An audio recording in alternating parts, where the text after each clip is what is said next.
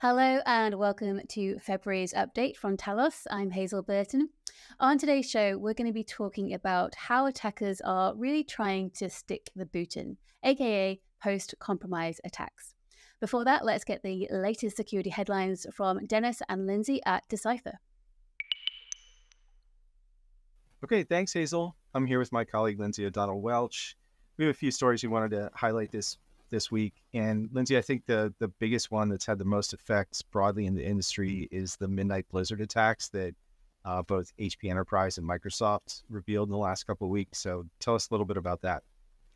Yeah. So basically, recently in a Form 8K filing, Microsoft said that on January 12th, it detected an attack by Midnight Blizzard, which is also known as APT29. It said starting in November that threat actors were able to access what it called a very small percentage of Microsoft corporate email accounts belonging to its senior leadership team and employees across its cybersecurity, legal, and other business segments. So the threat actors had used a password spray attack to compromise a legacy non-production test tenant account and then use that account's permissions to access these accounts. As you mentioned too, Dennis, HPE was also kind of wrapped up. It also filed another Form 8K that basically said that the company found APT29 also attacked them and was able to access and exfiltrate data starting in May from a small percentage of HPE mailboxes. So HPE, a spokesperson, said that the threat actor leveraged a compromised account to access these internal HPE email boxes in the Office 365 email environment. So I think we're going to see more in the coming weeks and months about these two attacks. And, that's not known, or there was no statements that they were related. Yeah, another thing that grabbed my attention in the last couple of weeks was research that the Berryville Institute of Machine Learning put out, where they looked at a whole bunch of the black box large language models that outsiders don't really have any visibility into, and they looked at some of the risks involved in using those models, and they came up with some pretty interesting findings, and essentially said that the nature of these models, the fact that they're opaque to outsiders, is a risk because you don't know what's in there and you don't know how they're being trained, and also the risk from recursive data pollution. So when the models have some bad data, they make mistakes, put out output that is, inaccurate. And then the same model or other models then ingest that input. It's this sort of like infinite loop of, garbage in, garbage out. So, we've been talking quite a bit about networking devices recently and the concern that we have about APTs, targeting them for espionage, and then cybercriminals also targeting them for things like ransomware. That concern is it's quite heavily influenced by the fact that networking devices offer an awful lot of access to attackers, and that access is propelled in part by post-compromise attacks. First of all, Joe, thank you so much for joining me today. Thank you, Brett. What I quite like to do is frame this discussion in the context of what we've already seen. So could you talk a little bit about what we saw with this regards for post-compromise attacks with VPN filter? Because that was a major attack that obviously Talos was involved in helping to protect against. I love VPN filter. I was one of the teams that were doing the forensics, the triage, and the analysis for that attack. Actually, a fairly monumental thing that Talos and our partners got involved with, and well over 1 million devices were compromised.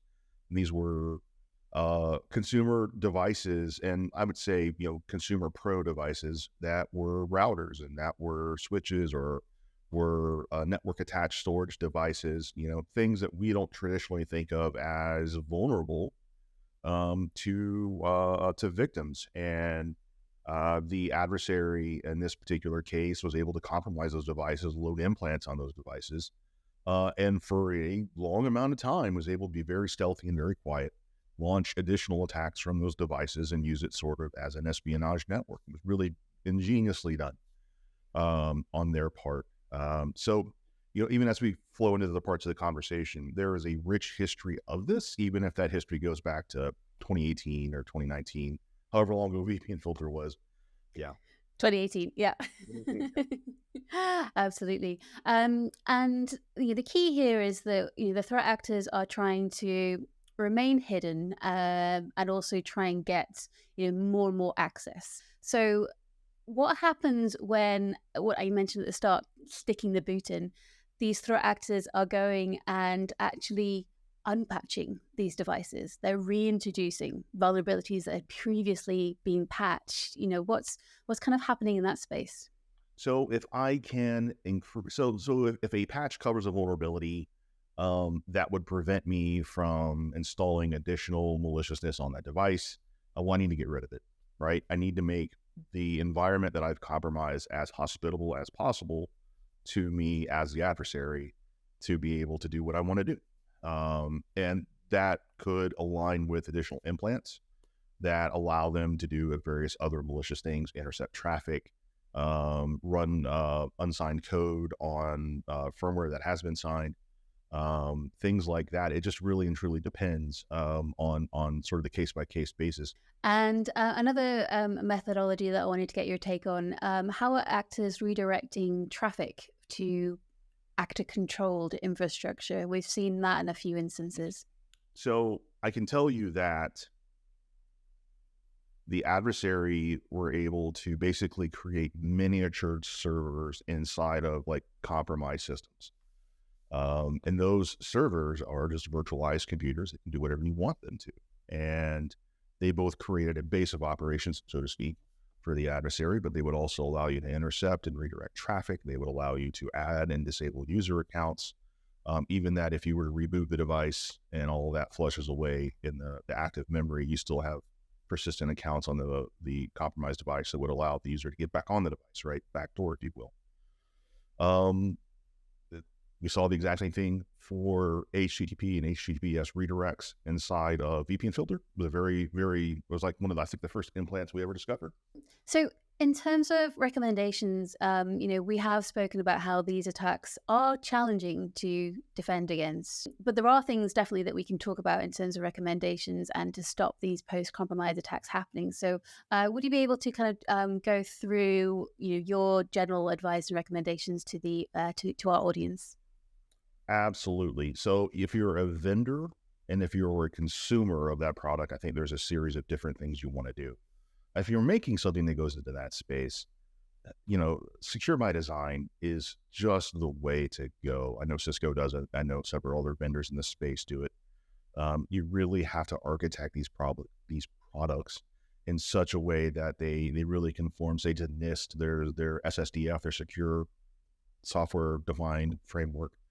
And those configurations for products will then flow into the consumer, and then it provides clarity to the consumer of that product, especially on something called EOL, end of life. And the vendors also need to think about how they're distributing their patches, and in such a way that the medicine's not worse than the cure, where I need to be able to get a security vulnerability update to my consumers, but in such a way without disrupting their operations.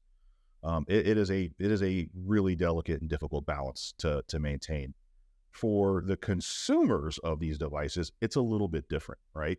So, first off, buy products that are going to match your risk profile. You want to make sure that you've got products that you trust, that you are confident will serve your business needs, and that you've architected it in a good fault-tolerant, fault-resistant way, that if the device does go down because of maintenance or another issue, that you can be fine, right? That also includes going down for maintenance and cybersecurity patching, right? You have to, if I'm a consumer of that product, I got to stay vigilant. Again, we've talked a lot about out of sight, out of mind, but it really is a problem in the IT space. You have to know what you have to defend and where it exists. It's going to mean end of life, and it's going to mean, secure asset and inventory management. So where are all the things, and then what's the patch level of all those things? And then, how can we continue to care and feed for all those things? It's a challenge. It's a straight up challenge. And the larger your enterprise, it exponentially becomes much more difficult. It is a very delicate dance, but it is one you have to really do to make sure that you're both protected and that you're resilient, that you can keep operating. Yeah, absolutely. Yeah, asking those questions, accumulating that knowledge so that you know your network better than the threat actor does. Great advice. Thank you, Joe. So, for more of that kind of advice and recommendations, it's worth checking out a new report by the Network Resilience Coalition. This is a coalition that Cisco co founded along with other vendors in this space and also governmental partners due to the nature of the threat. That report gives you plenty of guidance on what to do when you see vulnerabilities, and also how to mitigate issues such as if a device is end of life, but an upgrade cannot be done immediately. There are some things you can do to mitigate that risk. So do check out that report for the full guidance. Thank you so much for watching. We will see you same time, same place next month. In the meantime, take care.